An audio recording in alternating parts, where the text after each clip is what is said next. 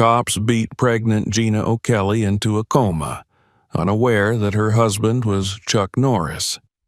What he did next, they will never forget. Watch until the end and write in the comments where you're watching this video from. Don't forget to subscribe so you don't miss the next stories. The morning sun fell gently across the windows of the Norris home in Los Angeles, laying warm stripes of gold across the hardwood floors. It was the kind of morning that asked nothing of anyone, quiet and kind, where even the breeze that came in from the balcony doors smelled of promise and the distant salt of the ocean. Inside, the house was alive with small sounds. A kettle singing its soft song, the low creak of stairs as Gina O'Kelly Norris moved slowly, her hand resting on the curve of her stomach, feeling the reassuring weight of the life growing inside her. She paused at the window, looking out into the backyard where the trees moved slightly, and for a moment she closed her eyes, letting the warmth of the day rest on her face, feeling the baby turn gently, a reminder of hope and the future she and Chuck had dreamed of building together. The kitchen smelled of coffee and toasted bread, a comfortable domestic aroma that wrapped around Gina as she moved, carefully, avoiding the quick motions she used to make before the baby came to be. She was in the later months now, and every step was a mindful, gentle negotiation with her body. She did not complain, nor did she allow herself to sink into fear, even when the nights were restless and her body felt heavy with uncertainty. Gina was, and always had been, a woman of quiet courage, a calm and enduring presence that even Chuck, with all his iron discipline and long years of controlled strength, found grounding. On the counter lay a handwritten list of errands, small, ordinary things: fresh fruit, a particular type of herbal tea she had begun to favor, a pack of baby socks that she had seen on sale at the corner shop. It was a day for small tasks, a day for normalcy. Chuck moved quietly through the house as he always did in the mornings, his footsteps measured, the slight rustle of fabric as he completed a set of stretches in the living room, maintaining the rituals that had shaped his life long before he was known to the world. Even in the calm, there was focus in his movements, a latent power kept in check, his breathing steady as he completed his forms, each motion precise. He looked up to see Gina watching him, her eyes warm with that smile that belonged to mornings like this, the smile that told him she was there, fully with him, even when words were unnecessary.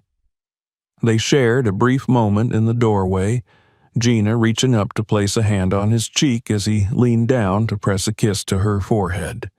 The moment tender and quietly fierce, as if it contained all the vows they had ever spoken to one another. His hand rested for a moment on her belly, feeling the light kick of the baby beneath his palm, a small miracle that made even a man like Chuck Norris, who had known war and loss and triumph, pause and simply breathe. "Be safe," he murmured, and Gina smiled, a small, reassuring smile that told him she would. She always did. She left with the careful, slow grace of a woman who carried life within her, waving once before closing the door, and Chuck stood there for a moment, letting the stillness settle around him before turning back to his training, the house quiet once again. The drive was calm, the roads surprisingly clear for Los Angeles at that hour, and Gina let herself enjoy the simplicity of it, the lightness of being alone with her thoughts and the soft music playing from the speakers.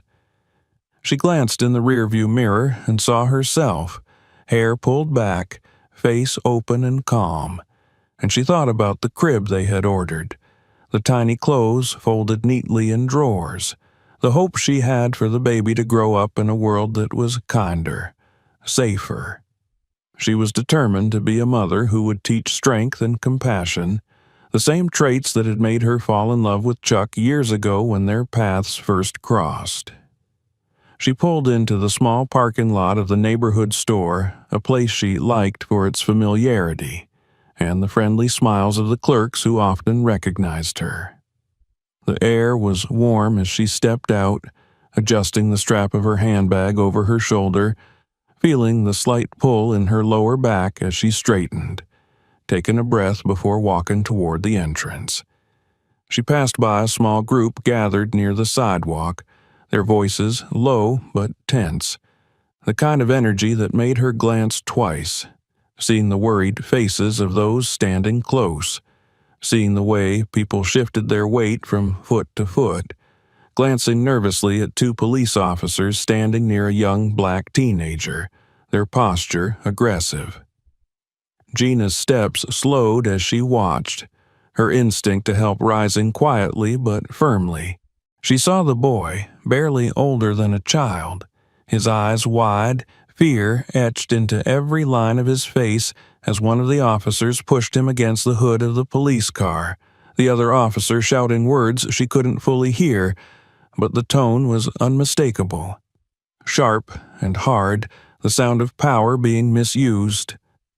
Around them, people watched but did not move, the fear in their silence hanging heavy in the air. She moved closer, her hand reaching into her bag for her phone, her fingers trembling slightly as she unlocked it, preparing to call for help. It was not in her nature to stand by and watch. She was not looking to cause a scene. She only wanted to ensure that someone would be held accountable, that this boy would not be hurt or worse, forgotten. She started recording, keeping the phone low, her face calm, her breathing steady, trying to stay unnoticed while doing what felt right. But the officers noticed. The taller of the two turned, his eyes narrowing as he saw the phone in her hand. His face twisted into something cruel as he stepped toward her, his boots loud against the pavement. She took a step back, her hand instinctively going to her belly, her voice calm but firm as she said she was just calling for help, that she wasn't interfering, that she was just making sure no one got hurt. But the officer's face only darkened, his hand reaching for her phone, his words sharp and loud, demanding she hand it over, demanding she stop recording, calling her a troublemaker. The other officer joined him, his presence heavy with unspoken threat, and the small crowd around them grew more anxious, some pulling out their own phones, others stepping back, unwilling to get involved. Gina felt her heart beating faster, the baby moving within her as if sensing the tension, and she tried to explain again, her words tripping over each other as the officer grabbed at her phone, yanking it from her hand with enough force to make her stumble. She caught herself, one hand going to the car behind her for support, the other protectively over her stomach. She looked up into the officer's face and saw no understanding there, only anger, only the certainty of a man who believed he would never face consequences. She tried to speak, to tell him she was pregnant, to ask him to calm down, but the words were cut off as his hand came down, shoving her hard, sending her falling backward onto the hard pavement. Pain exploded in her back as she hit the ground, the air rushing out of her lungs as she tried to pull herself up, the world around her spinning, the sounds of people shouting, of the boy crying out, of the officer yelling that she was resisting, that she was interfering, that she was under arrest. She tried to speak, to say she wasn't resisting, that she was only trying to help, but before the words could form, the second officer stepped forward, his boot connecting with her side, rolling her onto her back, the shock of it making her cry out. She felt the warmth of blood before she saw it, a trickle at first, then more, warm against her skin as it spread. Her vision blurred as the pain in her head became sharp and bright, the edge of the curb rising up to meet her as she fell again, striking her temple, the world going dim around the edges. She could hear her own breath, ragged and fast, the thundering of her heart, the shouts of the crowd mixing into a single rising wave of sound. And then she felt the baby move. A sharp, desperate flutter inside her, and fear, like she had never known, filled her as darkness took her under. The officers stepped back, their faces unreadable as they looked down at her. The small crowd, now a sea of cameras and horrified expressions, but no one stepping forward. The boy was silent now, his eyes on Gina's unmoving body, his mouth open in a soundless cry. Somewhere, someone was calling for an ambulance, the high, thin wail of sirens in the distance. But for Gina, the world was already slipping away. The last thing she felt the wet warmth of her blood against the cool pavement, the last thought of Chuck's face, his hand on her belly, the promise in his eyes that she would always be safe. The paramedics arrived, moving quickly, their hands sure and practiced as they checked her pulse, calling out her condition, lifting her carefully onto a stretcher, the blood pooling beneath her, leaving a dark, stark stain on the pavement, a mark of violence and fear. The crowd parted as they wheeled her away, the police officers standing back, one of them wiping sweat from his brow, the other staring at the blood on his boots, silent and unblinking. The ambulance doors closed, the sirens wailed, and the vehicle pulled away, leaving behind the hushed crowd, the fading echo of violence hanging in the morning air. The street was quiet again, but nothing was the same.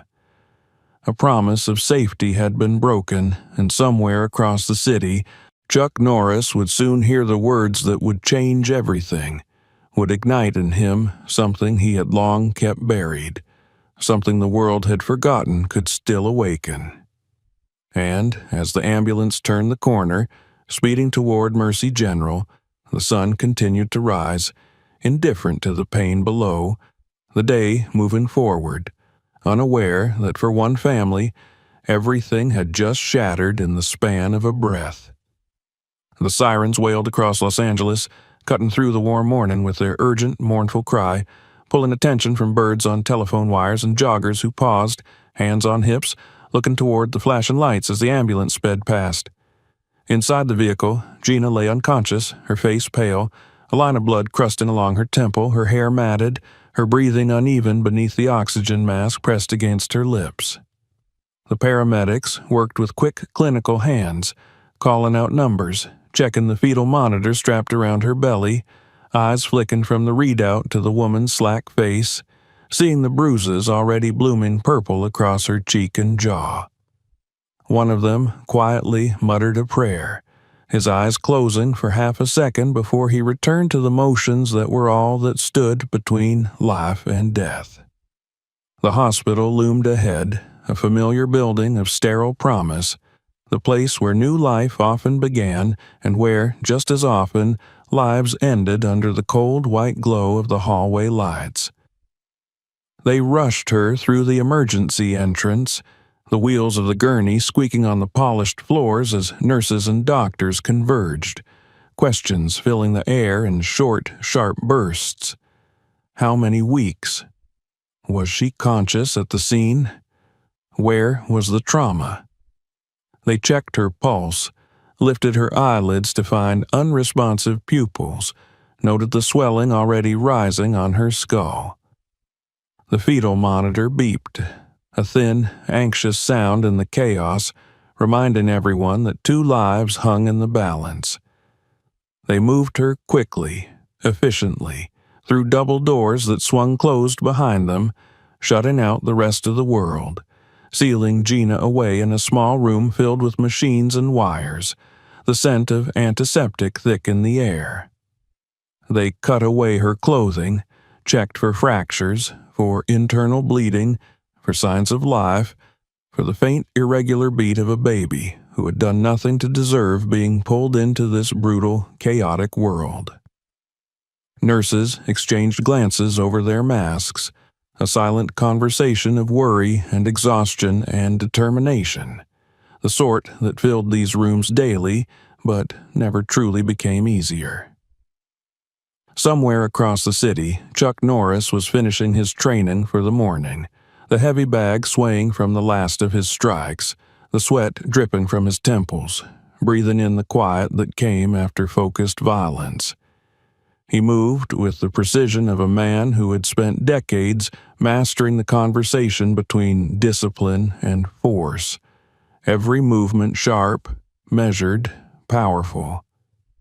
He stepped back, rolling his shoulders, letting the burn in his muscles settle into the comfort of routine.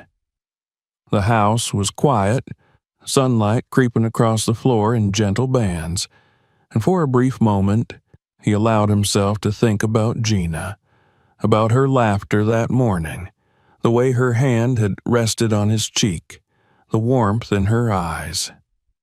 The ringing of the phone was sharp, abrupt, slicing through the quiet like a blade. Chuck reached for it, wiping sweat from his brow with the edge of his sleeve, pressing the phone to his ear, expecting her voice, ready to hear her talk about what tea she had chosen, or how she had found a new book for the baby's room, her voice always soft, always full of light. It was not her voice that came through the line. The words were precise, clinical, spoken by a woman whose voice carried the weight of practiced sorrow, each syllable carefully chosen to deliver news that could never be softened. There had been an incident. Gina was at Mercy General. She was in critical condition. There was a baby. There had been a trauma to the head. He needed to come immediately. Chuck did not remember hanging up the phone. The room around him went silent, everything frozen, the world narrowing to the single point of the words he had just heard. For a moment, he stood still, the air thick in his lungs, the edges of his vision darkening, and then the training that had saved his life countless times took over. He moved, calmly, deliberately, pulling a clean shirt over his shoulders, grabbing his keys, his wallet, checking for his phone, moving through the motions of a man who understood that panic was the enemy, that to lose control was to lose everything.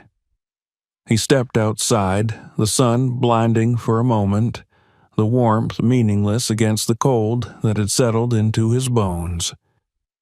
The truck roared to life, the engine a low growl beneath him as he pulled out of the driveway, the tires gripping the asphalt, carrying him toward the hospital as the world blurred around him. He did not feel the passage of the city as he drove, the traffic lights ignored, the horns of other drivers meaningless in the face of the singular mission that now consumed him. The words echoed in his mind, relentless, every second that passed another moment too long. He arrived at Mercy General, pulling into the emergency lot, the truck stopping with a jolt as he leapt out, the doors slamming behind him as he crossed the pavement in long, purposeful strides. The sliding glass doors opened to the sharp scent of disinfectant, the bright lights of the waiting room, the hushed voices of nurses moving quickly through the hallways. He approached the desk, his eyes locked onto the nurse behind it, a young woman who looked up and froze as she saw him, recognition flickering across her face. "My wife," he said, his voice low, controlled, the words heavy. "Gina Norris. I need to see her." She stammered, nodding quickly, her hands moving to the keyboard, typing, her eyes scanning the screen as she directed him toward the elevator, her voice explaining the floor, the room number, the words tumbling over each other. Chuck did not wait for her to finish, moving past her, down the hallway, the world narrowing to the corridor ahead, the lights above flickering past in a rhythm that matched the pounding of his heart. When he reached the ICU, the doors opened to a world of machines and quiet urgency, the steady beeping of monitors, the hushed conversations of nurses and doctors, the soft rustle of gowns as they moved around the beds. Gina lay in the corner of the room, surrounded by the glow of monitors, tubes running from her arms, an oxygen mask covering her face, her skin pale, almost translucent in the harsh light. The bandage around her head was stark white against the bruises that darkened her face, her hair matted and tangled, a cruel reminder of the violence that had been inflicted upon her. Chuck stopped. His breath caught in his chest, the sight of her breaking something deep within him, something that had been forged in the heat of countless battles, in the discipline of decades of control. His hands clenched at his sides, the muscles in his jaw tightening as he stepped forward, each step heavy, deliberate, until he stood beside her, looking down at the woman who had brought light into his life, who had carried their child within her, who now lay still and silent in a bed that smelled of antiseptic and fear. He reached out, his hand trembling as he brushed a strand of hair from her forehead, careful not to disturb the bandages, his fingers gentle as they traced the line of her cheek, feeling the heat of her skin, the fragile pulse beneath it. His thumb rested against her temple, the warmth of her life a small reassurance in the cold that surrounded him. He bent down, pressing his lips softly against her forehead, closing his eyes as he breathed her in, the scent of her hair, the faint hint of the shampoo she loved, the reality of her presence anchoring him in the storm that raged within. The doctor approached quietly, a woman in her 50s with kind eyes and a tired face, her hands folded in front of her as she explained Gina's condition in the calm, practiced tone of someone who had delivered such news too many times. A closed head injury, cerebral swelling, a medically induced coma to reduce intracranial pressure. The next 72 hours critical. Chuck listened, his eyes never leaving Gina's face, the words sinking into him, each one a weight he carried without flinching. He did not ask questions.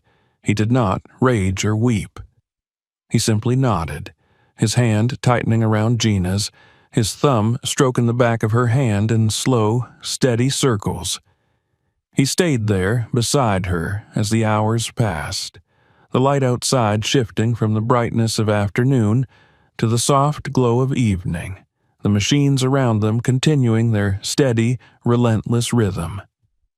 Nurses came and went, checking monitors, adjusting IV lines, speaking in soft voices that did not disturb the fragile silence of the room.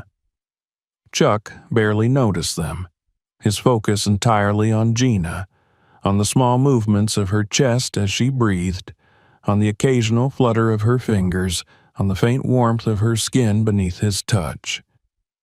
In the quiet moments, when the room was still and the only sounds were the beeping of the monitors and the low hum of the machines, Chuck allowed himself to remember. He saw her laughter, the way her eyes sparkled when she teased him, the way her hand felt in his, the softness of her voice when she spoke to their baby, the strength she carried within her, a strength that had matched his own in ways he had never thought possible. He remembered the promise he had made to her, the vow to protect her, to keep her safe, to build a life where she could smile without fear. And in those moments, as he watched her lying there, bruised and broken, the cold fury within him grew, a fire that burned beneath the surface, controlled and precise, waiting. He did not allow it to consume him. He did not let it cloud his mind. He let it settle into him, becoming a part of him, fueling the resolve that had carried him through war zones and missions, through loss and victory, through every moment that had demanded more of him than he thought he could give. When night fell and Gina's mother arrived to sit with her, Chuck stepped out of the room, his movements deliberate, controlled, each step a promise, each breath a vow. He left the hospital, the cold night air washing over him as he walked to his truck, the city around him quiet, the lights of the buildings reflecting off the dark pavement. He drove home in silence, the streets empty, the world feeling distant, as if it belonged to another life. At home, he moved through the house, the quiet rooms filled with the memories of Gina's laughter, of the plans they had made, of the life they had built together. He went to the hall closet, reaching behind the winter coats to pull out an old, worn duffel bag, its weight familiar in his hands. He carried it to the garage, setting it down on the workbench, unzipping it to reveal the contents within. His old flight suit, carefully folded, the fabric still smelling faintly of sand and jet fuel, the patches on the sleeves a testament to a life he had once lived, a man he had once been. He lifted it, unfolding it carefully, his fingers tracing the name stitched over the chest, the call sign, Ghost, that had once been his identity, the name spoken in whispers among those who had known him, who had seen what he was capable of. He laid it across the bench, smoothing the fabric, the weight of it grounding him as he reached for the small velvet pouch tucked into the corner of the bag, opening it to reveal the silver pin, the eagle with its wings spread wide, clutching arrows, the symbol of who he had been, who he still was.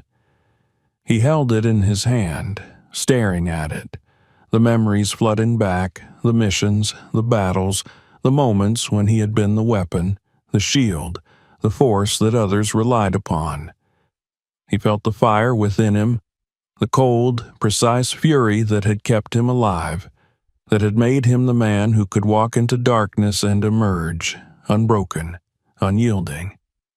And as he stood there, in the quiet of the garage, the promise of the city beyond the walls, Chuck made a silent vow to Gina, to their child, to himself. This would not stand. The world may have forgotten what he was capable of, but they would remember. He would make them remember. And he would not stop until the ones who had done this paid for every moment of pain they had caused.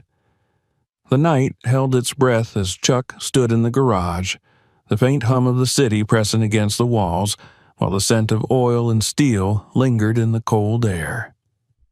He closed his hand around the pin, feeling its edges press into his palm as he placed it back into the pouch, folding the flight suit with reverence before returning it to the duffel bag. Each movement was slow, deliberate, a ritual of awakening a part of himself that he had kept quiet for years, a part that now stirred with the knowledge that Gina lay bruised and broken in a hospital bed, carrying their child within her fragile, sleeping body. The promise he had made her was alive in the fire moving through his veins, turning every thought into a blade sharpened by focus. The house was quiet, shadows stretching long across the floors as he moved through each room, checking windows, doors, the security systems that were more habit than necessity until now. Everything felt smaller in that silence. The rooms filled with the ghost of Gina's laughter, the memory of her humming in the kitchen, the softness of her touch as she adjusted a photo frame on the shelf, brushing dust away with a small, unconscious smile.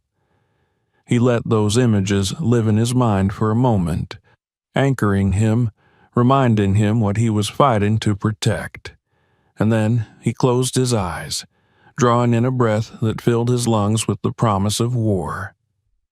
Chuck moved to his office, pulling out a small black notebook, the leather cover worn from years of use, flipping it open to the first blank page as he set it down on the desk.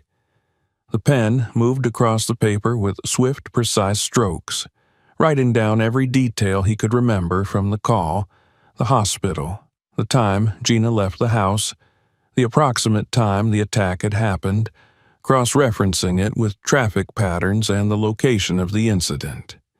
He began to map out a plan, the meticulous organization of a man who understood that victory was not found in rage, but in patience, in method, in the cold calculation that would lead him to those responsible. He knew the LAPD had trained some of its members in hand-to-hand combat during his younger years, had seen the bureaucracy that layered itself over the truth like a shroud. Chuck also knew that while the system moved slowly, leaving victims to wait for justice that never came, he did not have the luxury of waiting. Gina did not have that luxury, nor did their child. He picked up his phone and began to make calls, reaching out to old contacts, men and women who had once served beside him or trained under him, voices from the past who understood the weight in his tone, the unspoken promise that this was not a request but a mission. The hours passed in the quiet hum of planning, the soft scratching of the pen against the paper as he compiled names, addresses, shift rotations. It did not take long for the first pieces to fall into place. A friend within the force, one who owed him a favor, provided him with the names of the officers involved in the incident, 2 men who had been known for their aggression, whose disciplinary files were thick with complaints that had been buried beneath paperwork and silence. Chuck read their names over and over, letting them sink into him, letting them become a part of the rhythm of his thoughts. Officer Mitchell and Officer Carter. 2 men who had chosen to use their power to hurt an unarmed, pregnant woman who had left her bleeding on the ground and returned to their patrol as if it meant nothing.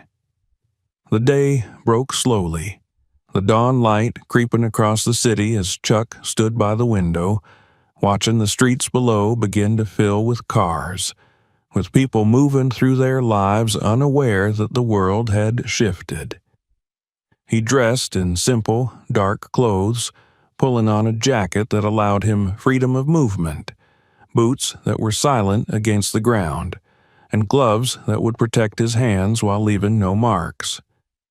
He checked the small camera attached to the inside of his jacket, ensuring it was operational, knowing that while he sought justice, he also needed evidence, needed to ensure that what was coming would be documented should it be required. He was not there to kill. He was there to send a message. He left the house quietly, locking the door behind him as he stepped into the cool morning, the air crisp against his skin, filling his lungs with the calm before the storm. The truck moved through the city streets, blending in with the morning traffic as he followed the route he had mapped out, arriving near the precinct where the officers worked. He parked a block away, observing the building, watching the comings and goings of the officers, the shift change that happened like clockwork every morning. He noted the faces, the body language, the easy arrogance of men who believed themselves untouchable. Over the next several days, Chuck began to follow them, keeping his distance, learning their habits. Officer Mitchell liked to stop by a small diner after his shift, sitting in the back booth with a coffee and a newspaper, laughing loudly as he shared stories with another officer, his voice carrying across the room, the false confidence of a man who thought he was safe. Officer Carter preferred the gym, spending hours lifting weights, boasting to others about how he handled troublemakers on the street, his hands moving in sharp, aggressive gestures that betrayed the violence simmering beneath his skin. Chuck watched, memorizing every detail, the vehicles they drove, the paths they took home, the times they were alone. Each evening, Chuck returned to the hospital, sitting beside Gina, holding her hand, speaking to her softly about the progress he was making, about the child growing inside her, about the home they would return to once she woke. The machines continued their steady rhythm, the monitors beeping softly as the nurses moved in and out, checking vitals, adjusting medication, offering sympathetic smiles that never reached their tired eyes. He stayed until the nurses gently reminded him that visiting hours were over, and even then, he would linger by the door, looking back at her, the promise of his return in his eyes. At night, he returned home to train, to prepare his body for what was to come. The garage became his sanctuary, the heavy bag swinging beneath his strikes, his breathing controlled, precise, his movements sharp and efficient. He practiced takedowns, joint locks, pressure points, the disciplines of a lifetime brought back into sharp focus by the need to protect, to reclaim the promise that had been broken. The rhythm of his strikes echoed in the darkness, each impact a reminder that he was alive, that he was ready. He spent hours reviewing the footage from his small camera, checking angles, ensuring that everything he needed would be recorded. He replayed the faces of Mitchell and Carter, their laughter, their careless movements, their cruelty, letting the images fuel the fire within him, not with rage, but with purpose. He was not a man acting out of revenge. He was a man acting out of necessity, ensuring that those who had harmed his family would never do so again. Chuck's movements in the days that followed were methodical. He followed Mitchell one evening as the officer left the diner, moving through the quiet streets toward his car. Chuck kept his distance, blending with the shadows, watching as Mitchell fumbled with his keys, glancing around with the casual arrogance of a man who had never known fear. Chuck approached him silently, his footsteps masked by the hum of the streetlights, his shadow falling over Mitchell as the man turned, confusion flickering across his face before recognition dawned. It was not violence for the sake of violence that followed. It was precise, controlled, the movements of a man who had spent a lifetime mastering the art of combat. Mitchell found himself on the ground before he could shout, his arm twisted behind his back, the pressure applied with just enough force to bring him to the edge of pain without breaking him. Chuck spoke few words, leaning down, letting Mitchell see his eyes, letting him understand the promise that was being made.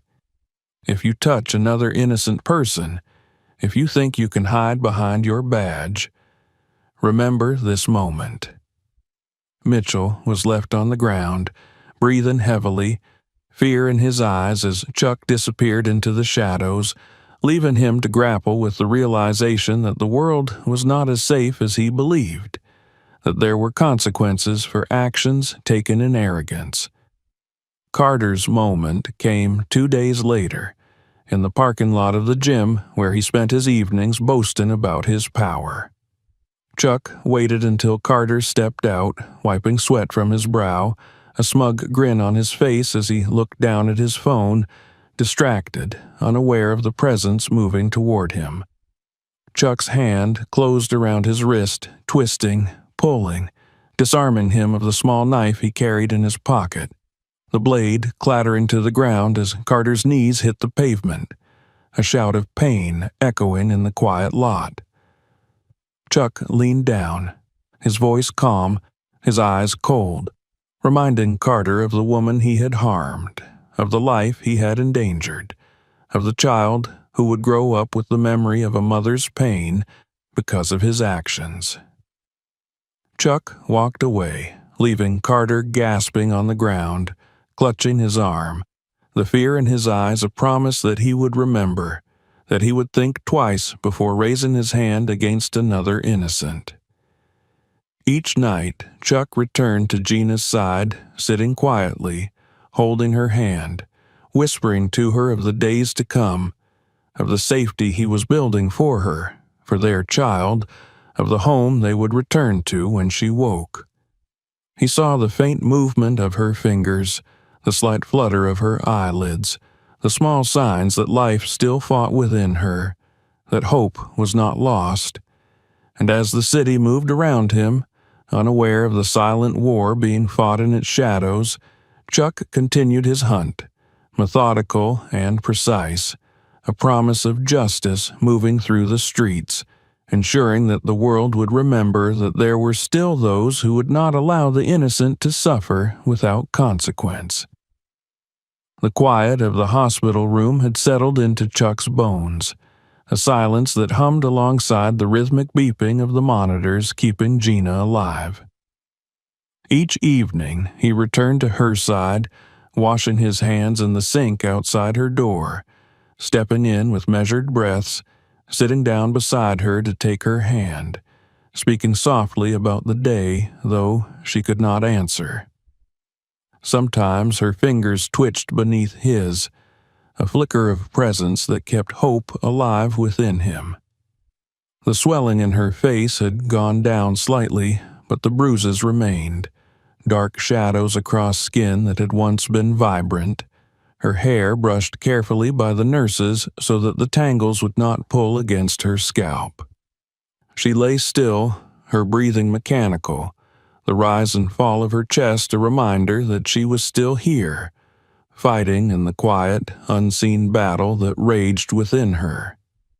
He sat with her, remembering the way she laughed, the way her eyes glowed when she saw something that made her happy, the gentle strength in the way she moved through the world. He let those memories fill him as he spoke softly to her, telling her how the world outside kept moving, how the sun still rose and set, how their child was growing strong within her even as she lay in that bed. He told her that he was keeping them safe, that he would keep his promise, that she was not alone. His thumb traced circles against the back of her hand, grounding himself in the warmth of her skin, letting the soft beeping of the machines match the steady rhythm of his resolve. When visiting hours ended, Chuck left the hospital with a nod to the nurses who had begun to recognize his silent presence, who offered him tired, understanding glances as he moved down the hallway and out into the night. The cold air hit his face as he stepped outside, his breath fogging in the darkness as he walked to his truck, sliding into the driver's seat with the practiced movements of a man who had trained himself to move without wasted effort. The engine rumbled to life beneath him, the headlights cutting through the shadows as he drove, the city lights flickering past like memories of another life. He drove to the edge of the city where the lights thinned and the roads grew quiet, pulling into the parking lot of the gym where Carter liked to spend his evenings. The building was closed, the last patrons trickling out into the night, the hum of conversation fading as they walked to their cars. Chuck parked and waited, watching from the shadows, the darkness his ally as he tracked Carter's movements, noting the way he stretched his shoulders, the swagger in his walk, the casual way he checked his phone, unaware of the eyes that followed him. Carter had healed from their last encounter, but the fear remained in the stiffness of his movements, in the way he glanced over his shoulder when he thought no one was looking. A man who knew that he had stepped over a line and that there were consequences waiting in the dark. Chuck waited until Carter moved toward his car, the parking lot nearly empty, the hum of the streetlights buzzing softly in the silence. Carter fumbled with his keys, dropping them, cursing softly as he bent to pick them up, giving Chuck the moment he needed. He stepped forward, his boots silent against the pavement, his hand reaching out to grab Carter by the wrist, twisting it with just enough force to send the keys skittering across the asphalt. Carter froze, his breath catching as he looked up into Chuck's face, the recognition and fear sparking in his eyes before he could speak. Chuck's other hand closed around Carter's shoulder, spinning him around, pressing him against the cold metal of the car, the movement controlled, precise, every ounce of strength focused and held in check. Chuck leaned in, close enough that Carter could hear the calm in his breathing, could feel the promise in the silence that stretched between them. Carter tried to pull away to speak, but Chuck's grip tightened, a warning that there would be no pleading, no excuses. He did not speak because there were no words needed. The message was in the steel of his gaze, in the unflinching calm with which he held Carter pinned against the car, in the weight of the silence that pressed down around them. Carter's breath came in short, panicked gasps as Chuck slowly eased his grip, letting him turn, letting him look into the eyes of the man who had come for him, the man who was not afraid, who carried with him the quiet promise of retribution that could not be escaped. Chuck stepped back, his eyes never leaving Carter's as he raised a hand, pointing a single finger at him, a silent command that spoke louder than any threat could. Remember, never again. Chuck turned and walked away, leaving Carter trembling against the car, his breath fogging in the cold air, the fear sinking deep into his bones as he watched the man disappear into the shadows, understanding that this was not over, that he would carry this fear with him every time he reached for his badge, every time he thought about raising his hand against someone weaker than himself. The night was quiet as Chuck drove away, the hum of the engine steady beneath him, the road stretching ahead into the darkness. He felt no satisfaction, no triumph in what he had done. This was not about vengeance. This was about balance, about restoring the promise that had been broken when Gina had been left bleeding on the pavement. It was about ensuring that those who believed themselves untouchable would understand that there were still consequences in the world, that there were still men who would stand against the darkness. He returned home, stepping into the quiet house, the shadows stretching long across the floors, the memories of Gina's laughter and the warmth of her presence filling the silence. He moved through the rooms, checking the locks, the windows, the security systems, ensuring that the world remained outside, that the space they had built together remained safe. He moved to the garage, pulling on his gloves, stepping into the familiar rhythm of training that had defined so much of his life. The heavy bag swung beneath his strikes, the air filling with the sound of impact, each blow a reminder of the promise he had made, each movement precise, controlled, a conversation between strength and focus. Chuck trained until the sweat dripped from his temples, until his breathing came in steady, controlled gasps, until the fire within him had settled into the calm readiness of a man prepared for whatever came next. He showered, the water washing away the sweat and the grime, the warmth grounding him as he stood beneath the stream, closing his eyes, letting the water run over the scars and memories of battles fought and won, of losses carried and promises kept. He stepped out into the quiet of the night, the city beyond the walls of his home pulsing with its own rhythm, unaware of the man who moved through its shadows, ensuring that the balance was kept, that the innocent were protected, that the promises made were not broken.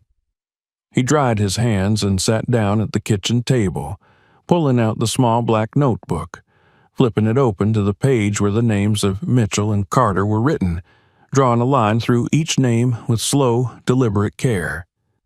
There was still work to be done, still promises to keep, but for now, the silence of the house was a comfort, the quiet a reminder that the world could be held at bay, if only for a moment.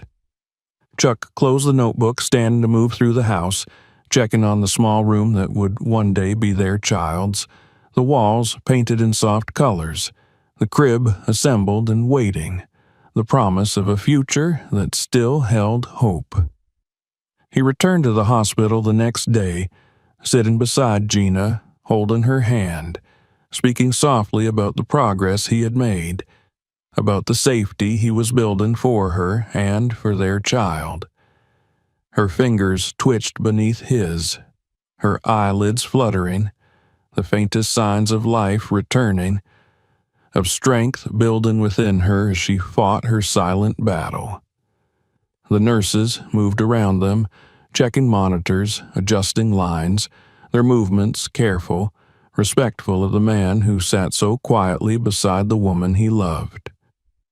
And as Chuck sat there, watching the rise and fall of Gina's breathing, feeling the warmth of her hand beneath his, he knew that the world was still a place of darkness, still a place where the innocent could be hurt, where promises could be broken, But he also knew that there were those who would stand, who would fight, who would protect the light even when the darkness pressed close.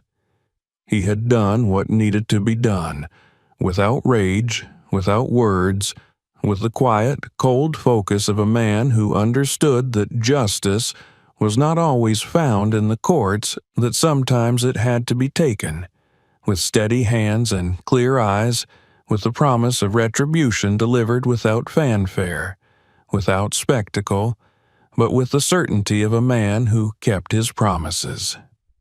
Chuck looked at Gina, her face pale but peaceful, the bruises fading, her breathing steady, and he made a promise to her once more, silently, a vow that she would never be alone, that their child would be born into a world where there were still those who would stand, who would fight, who would protect.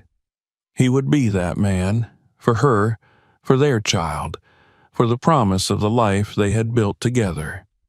And as the day turned into evening, as the lights outside the window glowed softly in the darkening sky, Chuck sat beside Gina, holding her hand, ready for whatever would come next. The hospital lights dimmed in the hallway as Chuck sat beside Gina, the evening shadows creeping along the floor, claiming each sterile tile inch by inch. The quiet inside the room was broken only by the measured beeping of the heart monitor and the low hum of machines that had become the steady background of his days and nights. He held her hand gently, careful of the IV line taped against the delicate skin of her wrist, his thumb brushing softly over the back of her hand as he spoke to her, his voice low, steady, like a promise whispered into the dark. He told her about the world outside, how the sun had been warm that day, how the wind had moved the leaves in the trees outside their home, how the city kept moving, unaware that within this small room a man sat guard over the most precious part of his world. Gina's face had begun to heal, the dark bruises lightening to yellow, the swelling fading so that her features returned to the shape he knew so well. Her hair, clean now, framed her face softly on the pillow, and her breathing was easier, stronger, as though somewhere deep inside she was fighting to return to him, to the life that was waiting beyond the walls of this room. The baby still moved within her, the monitors that tracked its tiny heart giving soft confirmation that life continued, that hope remained, that there was something worth fighting for in the quiet hours of the night. Chuck spent the days moving between the hospital and home, keeping the routines that had become the framework of his purpose. Each morning, he would leave her side, giving her hand a gentle squeeze before standing, stretching the tightness from his shoulders, nodding to the nurses who had come to know him, who saw in his eyes the weight he carried, the determination that never wavered. He would drive through the city streets, the hum of the engine beneath him a steady reassurance, the world moving past the windows in a blur of color and light. He would return home, stepping into the silence of the house that still held her laughter in the walls, her presence in the small things she had touched, the gentle order she had brought into their shared life. He would check the security systems, the locks, moving through each room with the quiet precision of a man who had spent his life in readiness. In the nursery, he would pause, letting his hand rest on the edge of the crib, the soft blankets folded neatly inside, waiting. The walls were painted in warm, calm colors, the curtains Gina had chosen fluttering softly in the breeze from the open window. The small room held the promise of a future, the hope of new beginnings, the dream of a life that would be built on the foundation of the love they had shared, the strength they had found in each other. In the garage, he trained, the steady rhythm of his movements against the heavy bag filling the space with the sound of focus, of discipline, of purpose. Each strike was measured, controlled, his breathing steady as he moved through the patterns he had practiced for years, letting the movement quiet his mind, letting the familiar burn in his muscles remind him that he was alive, that he was ready, that he would protect what was his. The sweat would drip from his temples, soaking into the collar of his shirt, the air around him heavy with the scent of exertion and resolve. He would shower, letting the water wash away the salt, the heat, standing beneath the stream with his eyes closed, letting the warmth ease the tension in his shoulders, the tightness in his back. He would dress in clean clothes, simple and practical, and return to the hospital, the day having passed in its quiet march, the light fading as the city prepared for night once more.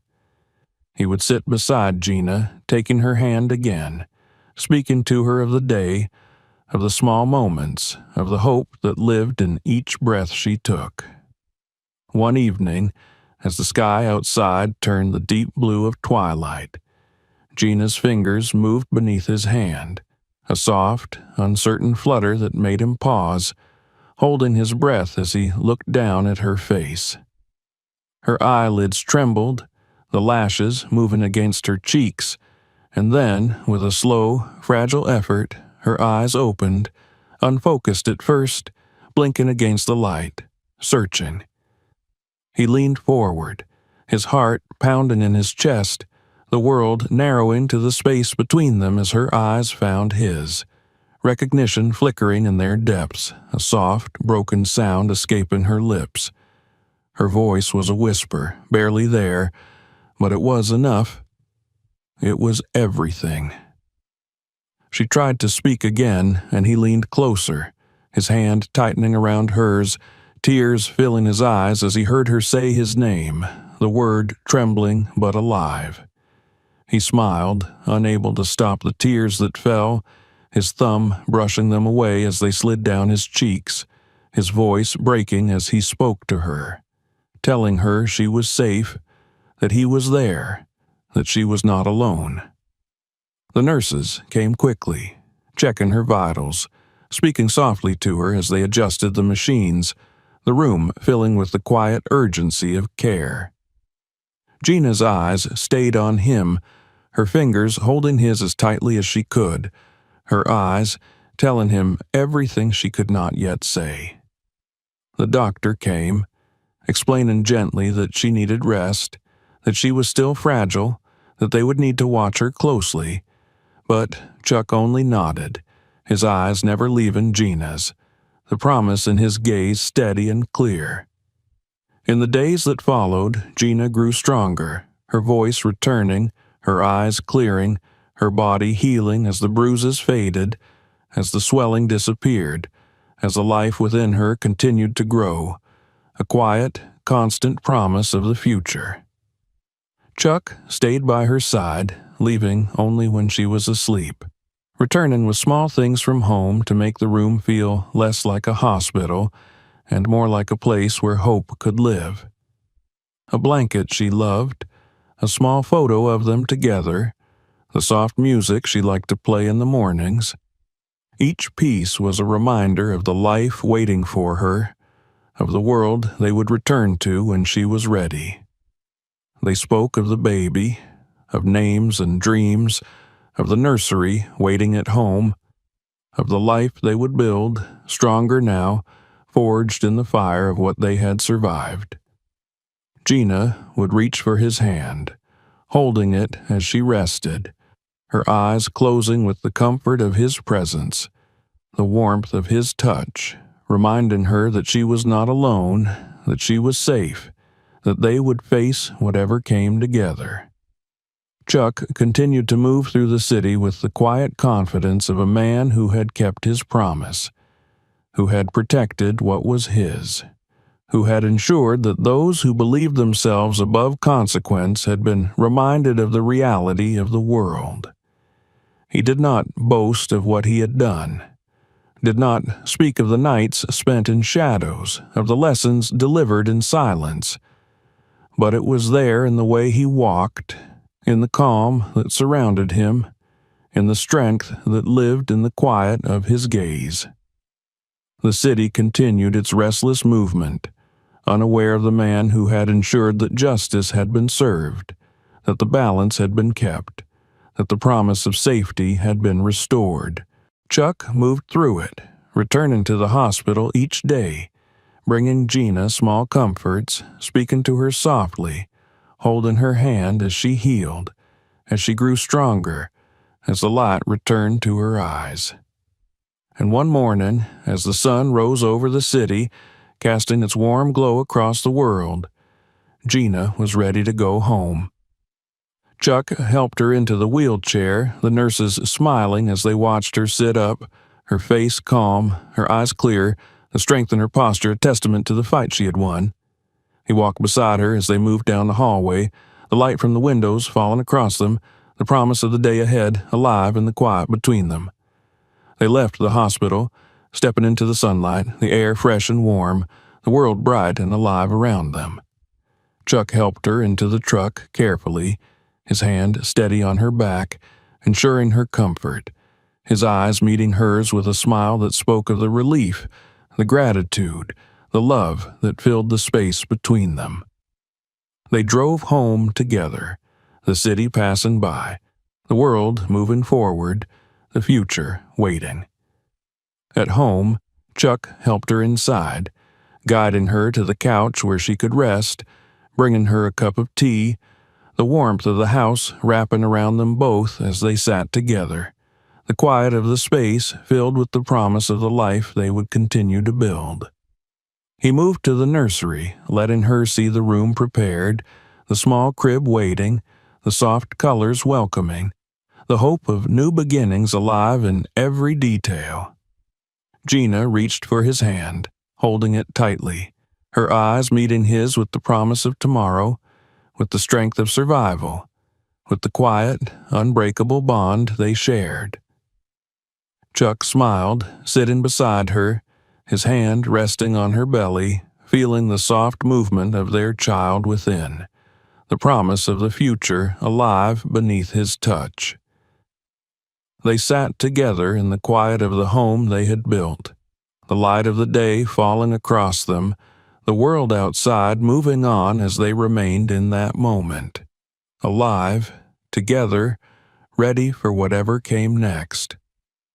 Chuck knew that the world was still a place of darkness, still a place where the innocent could be hurt, where promises could be broken, but he also knew that there were those who would stand, who would protect, who would fight for the light.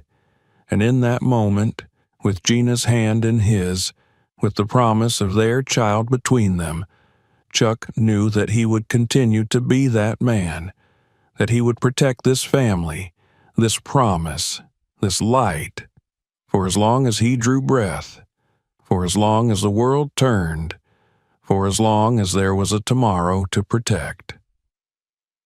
If this story moved you, don't forget to subscribe for more.